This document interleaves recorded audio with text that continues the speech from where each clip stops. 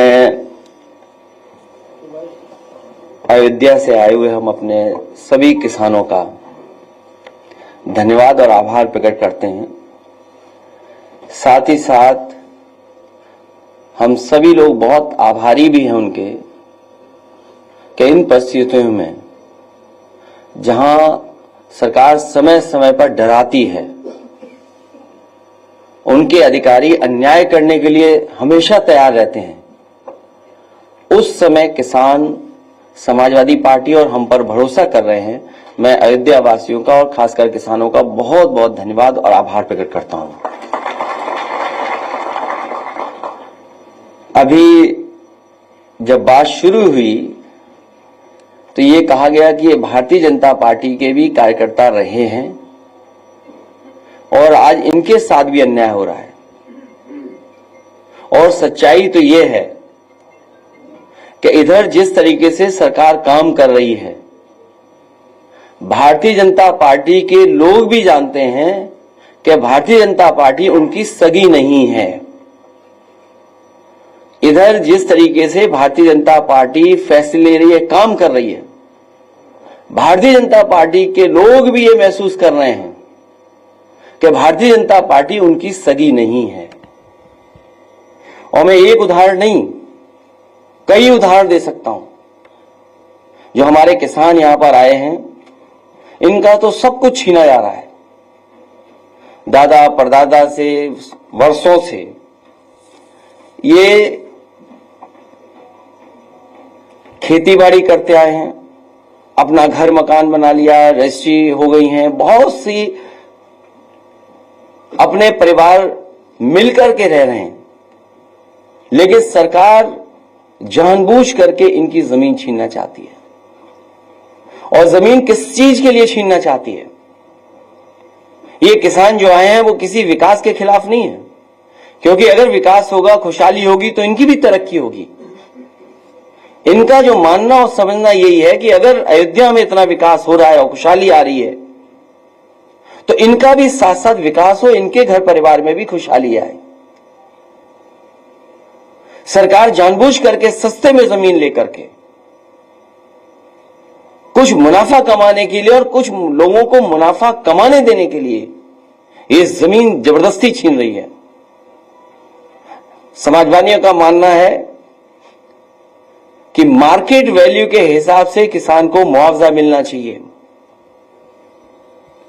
और कई मौकों पर मैं और आप यहां पर बैठ करके कई बार चर्चा की है और यहां तक कहा मैंने कि ये अयोध्या प्रभु राम जी की जमीन है, धरती है उनकी। न केवल भारत, दुनिया के लोगों को वहां के प्रति आस्था है, तो वर्ल्ड क्लास सिटी बने, वर्ल्ड क्लास इंफ्रास्ट्रक्चर बने, लेकिन जो लोग वहां से उजाड़े जा रहे हैं वो उजड़े नहीं, वो भी कम से कम बराबरी के साथ खड़े दिखाई दें। इसलिए मैंने कहा था कि अगर सर्किल रेट बढ़ा करके 6 गुना भी मुआवजा देना पड़े तो सरकार को पीछे नहीं हटना चाहिए। मैं आज फिर दोहराता हूं, जिस समय किसान एयरपोर्ट को लेकर के, अपनी जमीन को लेकर के यहां आए थे, कि वो वहां खिलाफ नहीं थे विकास के, या समय समय पर जो हमसे मिले हैं, जिनकी जमीनें जा रही हैं, मैंने उनसे भी आश्वासन दिया। तो फिर कहता हूं मैं कि इस सरकार से मांग है हमारी कि सर्किल रेट बढ़ा करके 6 गुना मुआवजा मिलना चाहिए। जो मार्केट वैल्यू है उसके हिसाब से उनका मुआवजा मिलना चाहिए। और अगर ये सरकार नहीं देती है, जब कभी भी समाजवादी सरकार बनेगी, तो अयोध्या निवासियों को इसी तरीके से सर्किल रेट बढ़ा करके मार्केट वैल्यू के बराबर उनको मुआवजा दिलाने का काम करेंगे।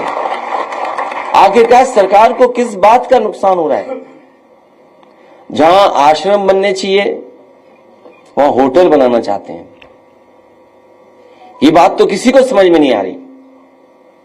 अच्छे आश्रम बने, अच्छे रुकने का स्थान बने, धर्मशाला बने, वर्ल्ड क्लास इंफ्रास्ट्रक्चर के साथ चीजें बने, लेकिन अखबारों में विज्ञापन हम लोगों ने भी पढ़ा था कि 5 स्टार होटल बनेंगे। बीजेपी के लोग तो 5 स्टार होटल के खिलाफ थे। उस संस्कृति के खिलाफ थे। कम से कम बीजेपी के लोग ये बताएं कि 5 स्टार बनने के लिए उसमें बार होना जरूरी है कि नहीं जरूरी है, ये बता दें बस बीजेपी के लोग। बीजेपी के लोगों ने कहा, और बीजेपी के लोग बताएं ये बात, सरकार के लोग बताएं कि जो 5 स्टार होटलों के लिए जमीन दे रहे हैं, क्या 5 स्टार होटल उसको माना जाएगा जिसमें बाढ़ नहीं होगा? और आपने हमने वो तस्वीरें देखी हैं, वो पानी का गंगा मां गंगा पर वो चलता जहाज देखा हम लोगों ने, जिसको कभी किसी स्टार की कैटेगरी में रखा गया था, उसमें आपने हमने सबने तस्वीर देखी थी बाढ़ की। तो ये सरकार बताए आखिरकार किस दिशा में ले जाना चाहती है? हमारी समाजवादियों की मांग है कि विकास के खिलाफ नहीं है, अयोध्या वर्ल्ड क्लास सिटी बने, ये नहीं बना पा रहे हैं, समाजवादियों को मौका मिलेगा तो वर्ल्ड क्लास सिटी अयोध्या को बनाने का काम करेंगे। और समाजवादियों ने जो भी काम किए हैं आपको सब पता है, एक एक चीज वर्ल्ड क्लास है। जहां से मुख्यमंत्री जी अन्याय कर रहे हैं बैठ करके, जो सीएम हाउस है, लोक भवन, ऑफिस, जो लोग भी निकलते होंगे इसके आसपास वो देखते होंगे कि क्या ऑफिस बनी हुई है। मैं तो ये कहता हूं जिस ऑफिस में वो बैठे हैं उसके बराबर भी पिछले इतने सालों में एक बिल्डिंग नहीं बना पाई है। मुझे खुशी है यहां के किसान हमारे साथ आए हैं और उन्हें भरोसा है समाजवादियों पर। मिल्कीपुर में भी चुनाव है, वहां पर पीडीए के प्रतिनिधि लड़ रहे हैं चुनाव। पीडीए के प्रतिनिधि ही समाजवादी पार्टी के प्रत्याशी हैं और उत्तर प्रदेश का, देश का सबसे बड़ा उपचुनाव होने जा रहा है। मैं तो अपने तमाम जर्नलिस्ट साथियों से अपील करूंगा कि ऐसा चुनाव जरूर देखने जाएं, आप देखने समझने जाएं, वहां की कवरेज हो और तमाम जानकार लोग हैं उनसे भी हमारा निवेदन होगा कि डेमोक्रेसी में ऐसा चुनाव नहीं देखा होगा, ऐसे चुनाव की स्टडी करनी चाहिए। ऐसे चुनाव की स्टडी हो कि आखिरकार चुनाव में जनता कैसे फैसला लेती है। और हम सरकार से भी कहेंगे कि ये चुनाव पारदर्शी हो और पारदर्शी उदाहरण पेश करे सरकार कि ये फेयर इलेक्शन हो रहा है, जिससे कि हमारे तमाम जर्नलिस्ट न केवल यूपी के, भारत के और दुनिया के भी आकर के देखें कि कैसे फेयर इलेक्शन होता है। ये उदाहरण पेश करे आने वाले समय में कि इतना फेयर इलेक्शन हो सकता है और किया जाता है। और सच्चाई तो ये है कि मिल्कीपुर में भी इनके पैर उखड़ते हुए नजर आ रहे हैं। और हम आपसे पहले भी निवेदन कर चुके हैं कि हमारे समीकरण की चर्चा ज्यादा मत करना आप लोग। अगर प्रेस के लोगों ने ज्यादा चर्चा कर दी हमारे पक्ष में तो सरकार वर्दीधारी लोगों को आगे कर देगी। बात तो खत्म हो जाने दो अभी।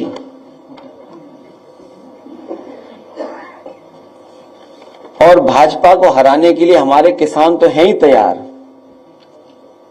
भाजपा को हराने के लिए व्यापारी भी तैयार हैं, भाजपा को हराने के लिए युवा भी तैयार हैं, भाजपा को हराने के लिए महिलाएं भी, बहनें भी तैयार हैं। ये जो चुनाव होने जा रहा है इसमें बुरी हार भारतीय जनता पार्टी हार करके आएगी। मैं एक बार फिर अपने आए हुए किसानों का धन्यवाद देता हूं और उन्हें भरोसा दिलाता हूं विधानसभा में भी, लोकसभा में भी आपकी बात को रखेंगे और आपके लिए समाजवादी पार्टी लड़ेगी भी, हक दिलाएगी भी। और आने वाले समय में सरकार बनेगी तो सर्कल रेट बढ़ा करके आपको मुआवजा दिलाने का काम हम सब लोग मिलकर के करेंगे। अगर जिस तरह लगातार अयोध्या के मामले पर लगातार आप सवाल उठा रहे हैं कि जमीनों का अधिग्रहण किया जा रहा है, उसके बावजूद सरकार छोड़ने को तैयार नहीं है, तो क्या समाजवादी पार्टी के कार्यकर्ता और समाजवादी पार्टी के नेता फ्रंट पे भी उतर के इसके खिलाफ लड़ाई लड़ेंगे? कई बार सुधार आता है, फिर बिगड़ जाती है बीजेपी। जब यहां पर बातचीत आपसे होती है तो सुधार आता है और फिर बिगड़ जाते हैं। और इससे महत्वपूर्ण सवाल हमारे पत्रकार साथियों को ये पूछना चाहिए और बताना चाहिए जनता को भी कि आखिरकार सब रजिस्ट्रियां बीजेपी वालों की कैसे हो रही हैं। लोग कह रहे थे कि आप गंगा नहाने कब जाएंगे, और आप गंगा नहाने गए भी, और उसकी एक तस्वीर आपने वायरल की जो लाखों लोगों ने देखी। उस तस्वीर को जो आप चेन पकड़ के हैं, उसको लोग देख के विरोधी जो है ठंडे बस्ते में चले गए और कह रहे हैं कि यार द मोस्ट हैंडसम पॉलिटिशियन। मैं अपने साथी का धन्यवाद देता हूं और मुझे अच्छा लगता है कि सबसे पहले सवाल आप ही और सबसे अच्छा सवाल आप ही पूछते हो। अब मुझे तो ये लगता है कि मुख्यमंत्री जी को 2 डिप्टी सीएम हाथ पकड़ करके ले जाकर के डुबकी लगवाएंगे।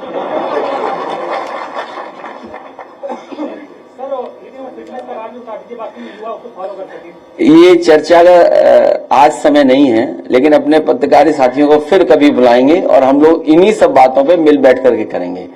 कुछ हम बताएंगे, कुछ आपसे हम लोग सीखेंगे।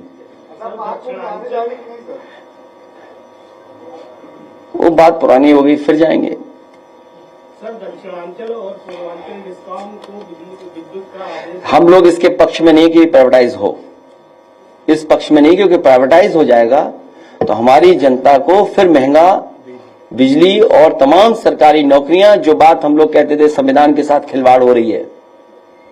संविधान में मोटी मोटी बात जो हम सब आप समझते हैं कि संविधान के तहत ही हमें आरक्षण मिला है, और जब प्राइवेट हो जाएगी चीज तो आरक्षण नहीं मिलेगा, आपको नौकरी नहीं मिलेगी।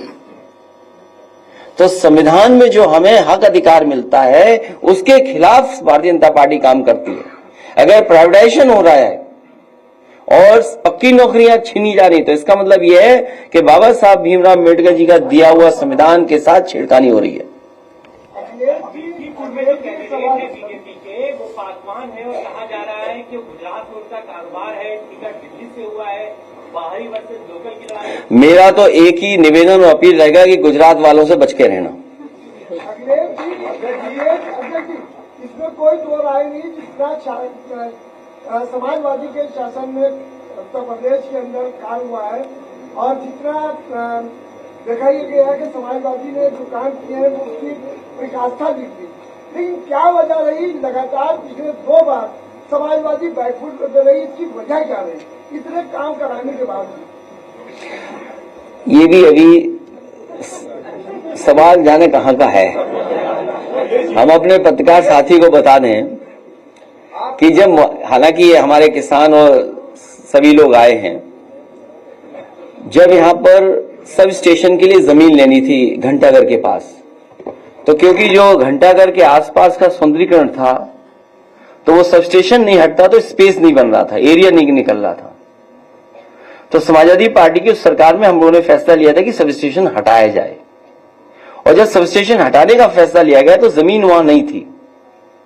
और मेरे पास कई बार अधिकारी आए, उन्होंने कहा सब स्टेशन मत हटाइए क्योंकि सरकार का पैसा चला जाएगा अगर आप जमीन दूसरी लेंगे।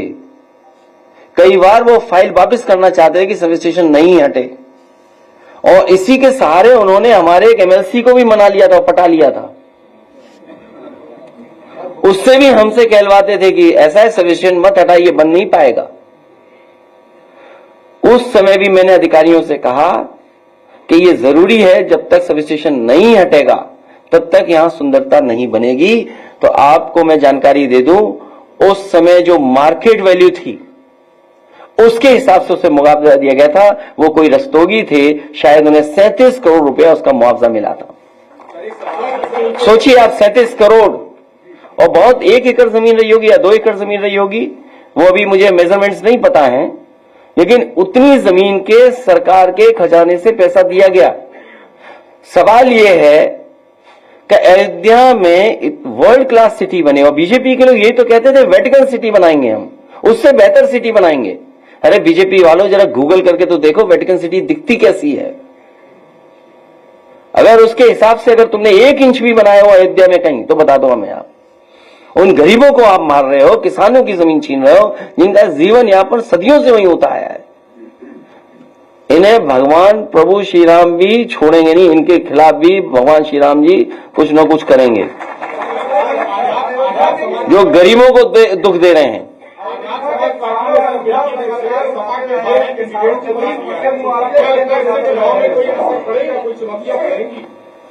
देखिए, समाजवादी पार्टी का प्रत्याशी पीडीए परिवार का है, वो लड़ने जा रहा है, वो मुकाबला कर रहा है। पिछले कई दिनों से काम हो रहा है हमारा, ऐतिहासिक जीत होने जा रही है। बस हमारा आपसे निवेदन है, हमारे समीकरण की आप चर्चा करते हो कई बार, हमें चैनल पर डर लगने लगता है। हमारे ही रास्ते पर भारतीय जनता पार्टी चलेगी, उस पर दूसरा कोई रास्ता नहीं है। जब भी उन्हें विकास के रास्ते पे चलना पड़ेगा तो हमारे ही रास्ते पर, ये पीडीए के रास्ते पर है। और देखिए पीडीए का कमाल क्या हुआ, कुंभ के मेले में हर खंबे पे पीडीए पीडीए लिख गया। आप पता करिए, आप जानते होंगे, हर खंबे पे पीडीए लिखा हुआ था। तो बताओ प्रभु श्री राम ने करा ये कि नहीं किया? बाद में जब सरकार को पता लगा तो हटवाने में लग गए, क्योंकि पीडीए का मतलब जो बीजेपी के अधिकारी को पता ही नहीं था, प्रयागराज डेवलपमेंट अथॉरिटी। सोचिए हमारा कितना प्रचार किया कुंभ में, अब सुना है कि सब हटवा दिए गए सरकार ने। सोचिए ऐसी सरकार है। अजय जी, अयोध्या के किसानों का मुद्दा आप लगातार उठाते रहे हैं कि मुआवजे को लेकर दिक्कत है। लगभग 2 महीने पहले आवास विकास परिषद के सचिव नीरज शुक्ला ने प्रेस कॉन्फ्रेंस की थी और उस प्रेस कॉन्फ्रेंस में जो है अयोध्या के किसानों की बात की। उन्होंने कहा कि हम लैंड पूलिंग पे बात कर रहे हैं कि लैंड पूलिंग के लिए किसानों को जमीन दी जाएगी, किसान इस पे राजी हो कि वो अपनी पूरी जमीन देंगे और उसका 25% हिस्सा हमने डेवलप एरिया में देंगे। लेकिन किसान जो है लगातार बड़े ज्यादा मुआवजे की मांग कर रहे हैं, जो उनके लिए देना जो है लैंड पुलिंग या इस तरह की जो शब्दावली ला रहे हो, जो कई स्टेटों में सक्सेसफुल भी है, फेलियर भी है। ये लैंड एक्विजिशन का तरीका, पूरा सरयू नदी के आसपास लैंड एक्विजिशन हो गई। किसानों को कितना लैंड पुलिंग में मिला है बता दे सरकार हमें। अगर कहीं भी अयोध्या में किसानों की जमीन लेने के बाद किसानों को कहीं डेवलपमेंट के लिए जमीन दी गई हो, डेवलप करके जमीन दी हो तो बता दें हमें। पूरा सरयू के आसपास सभी जमीन बिक गई। अधिकारियों का कहना है किसान राजी नहीं है लैंड पूलिंग के लिए। हम भी राजी नहीं है। सर एक सवाल, हम मार्केट वैल्यू के हिसाब से पैसा चाहते हैं, किसानों को मुआवजा मिले। अधिकारियों चक्कर में रहोगे तो समझ लो क्या करना पड़ेगा तुम्हें। सवाल इससे अलग हटके है सर। आज बॉलीवुड के अभिनेता सैफ अली खान पे हमला हुआ है, जिसकी अभी प्रेस कॉन्फ्रेंस वहाँ के डॉक्टर्स कर रहे हैं। 6 जगह हमला हुआ था, चाकू का टुकड़ा भी उनकी रीढ़ की हड्डी से मिला है। हालांकि सुबह सुबह ही ये खबर आई थी और लगातार सभी चैनलों पे चल रही है। सैफ अली खान स्वस्थ रहे, उनका इलाज अच्छा हो। क्या कारण है, किस कारण हुआ है, ये हमारी जानकारी में नहीं है, इसलिए हम इस पे कोई टिप्पणी नहीं कर सकते। लेकिन इस तरह की घटना किसी बड़े व्यक्ति के साथ न हो। आप लगातार दिल्ली को जाने के लिए पत्रकारों पर जोर दे रहे हैं, कुछ धमाका होने वाला है क्या वहाँ पे? नहीं, हम तो चाहते हैं कि फेयर इलेक्शन हो, इसलिए आपको भेज रहे हैं। सर आप लगातार महाकुंभ में एक आंकड़ा जाहिर किया गया है कि रेलवे और बस से सिर्फ 16 लाख यात्री सफर कर पाए। तो क्या आप मानते हैं कि सरकार जो 3 करोड़ 4 करोड़ लोगों को डुबकी लगाने की बात कर रही है, ये लोग पैदल गए वहां से? सरकार का हर आंकड़ा वो है फर्जी, और हमारा पत्रकार साथी सही बोल रहा है, हम इसको धन्यवाद देते हैं। कुछ ट्रेनें खाली आ रही हैं, सुनने में आया गोरखपुर वाली खाली ट्रेन गई है पूरी, और नहीं मानते अभी वीडियो दिखा सकता हूं मैं आपको। नहीं वो छोड़िए, हम उन पर चर्चा नहीं करना चाहते हैं। लेकिन ये बात मोटी मोटी मान लीजिए कि बीजेपी का हर आंकड़ा फर्जी है। याद कीजिए नोटबंदी में क्या कहा, भ्रष्टाचार कम हो जाएगा, काला धन खत्म हो जाएगा। आज बताइए भ्रष्टाचार कितना बढ़ गया, पत्रकार साथियों से बेहतर कोई नहीं जानता होगा। और इसी नोटबंदी के बाद जीएसटी आ गया, जीएसटी से बताओ व्यापारियों का नुकसान हुआ कि नहीं हुआ? व्यापारी बर्बाद हो गया। और अभी नई तरह की लड़ाई चल रही है। कानपुर में सभी कारोबारी कानपुर छोड़ करके जा रहे हैं। सोचिए, कारोबार अगर चला गया कानपुर से, ये कारोबार तो ला नहीं पाए। याद कीजिए, इन्होंने कितना बड़ा आयोजन किया था, इन्वेस्टमेंट मीट। इन्वेस्टमेंट मीट का तो कुछ हुआ नहीं, कोई इन्वेस्टमेंट स्टेट के पास नहीं आया। लेकिन जो कारोबारी पहले से थे, जिनका कारोबार हो रहा था, चल रहा था, वो कानपुर छोड़ करके जा रहे हैं, लखनऊ छोड़ करके जा रहे हैं। ये इनकी जीएसटी वसूली और इनके भ्रष्टाचार की वजह से छोड़ करके जा रहे हैं। जब ये खबरें और लोग जानेंगे तो जो उत्तर प्रदेश में इन्वेस्टमेंट करना भी चाहते थे, वो इस तरह की लूट और बेईमानी के बाद कोई भी यहां पर इन्वेस्ट करने नहीं आ रहा है। और सोचिए, झगड़ा क्या है, झगड़ा पता नहीं क्या है। अभी गोरखपुर में एक उद्योगपति जो भारतीय जनता पार्टी के समर्थक थे बहुत, उनका छापा पड़ा, 600 करोड़ की टैक्स चोरी का सवाल उठाए। 200 करोड़ बढ़ा देते हैं। इसी तरह कानपुर वाले जानते होंगे, भारतीय जनता पार्टी के बहुत बड़े समर्थक, उनके यहां भी छापा पड़ा। तो ये बात मैं इसलिए कह रहा हूं कि भारतीय जनता पार्टी के लोग भी अब जान गए हैं कि भारतीय जनता पार्टी उनकी भी सगी नहीं बची है। सर, कुंभ नगरी में भाजपा नेता को पुलिस ने पीट कर ब्लॉक कर दिया। वो मैंने ट्वीट कर दिया, वो एसटीएफ का सवाल है। सर, नई दिल्ली में भाजपा के विधानसभा प्रत्याशी हैं प्रवेश वर्मा, जूते बांटना मतदाता हूं। मैं कुछ नहीं कहूंगा उस पर। आज प्रदेश अध्यक्ष दिल्लीपुर में है 6 मंत्रियों के साथ बीजेपी के। बाकी कोई छोड़ गए, इन्हें भी ले जाओ। हाँ भाई, मंत्रियों ने जब काम किया हो, आप बताइए, जिस विभाग में सबसे ज्यादा भ्रष्टाचार है, गांव गांव या किसान बैठे होंगे, घर घर जल वाला, बताओ उस अधिकारी को प्रधानमंत्री सम्मानित कर रहे हैं। आप हमसे बेहतर समझते होंगे, पत्रकार साथी यहां बैठे हुए लोग। मंत्री नहीं बन पाया एक, जिस व्यक्ति को मंत्री बनना था नहीं मंत्री बना पाए, दूसरे को मंत्री बनाया गया। और जिस अधिकारी पे सबसे ज्यादा सवाल उठते हैं, उंगली उठते हैं, उसे बताओ प्रधानमंत्री का अवार्ड मिल रहा है। सोचिए आप। जी 4 बार मुख्यमंत्री जा चुके हैं दिल्ली, आप कब जाएंगे? और हमारी तैयारी हो रही है। सर, दिल्ली चुनाव प्रचार के लिए कब जाएंगे सर आप? चुनाव आमने सामने की लड़ाई हो रही है, लेकिन दिल्ली में आपकी क्या भूमिका रहेगी? जाटों की सपोर्ट है या फिर चुनाव में प्रचार करते हैं आप सबको दिखाई पड़ेगा? समाजवादी पार्टी का आप पार्टी को समर्थन है, इसका मतलब ये नहीं कि हम कांग्रेस के विरोध में खड़े हैं। जो हमारी रणनीति थी, जिस रणनीति के सहारे हम लोग काम कर रहे हैं, वो रणनीति यही बताती है कि आप ही पार्टी जो संघर्ष में है और जिस मसले को लेकर के जहां से शुरुआत इंडिया गठबंधन हुआ है कि रीजनल पार्टी जो जहां मजबूत है उसके साथ खड़ा होगा।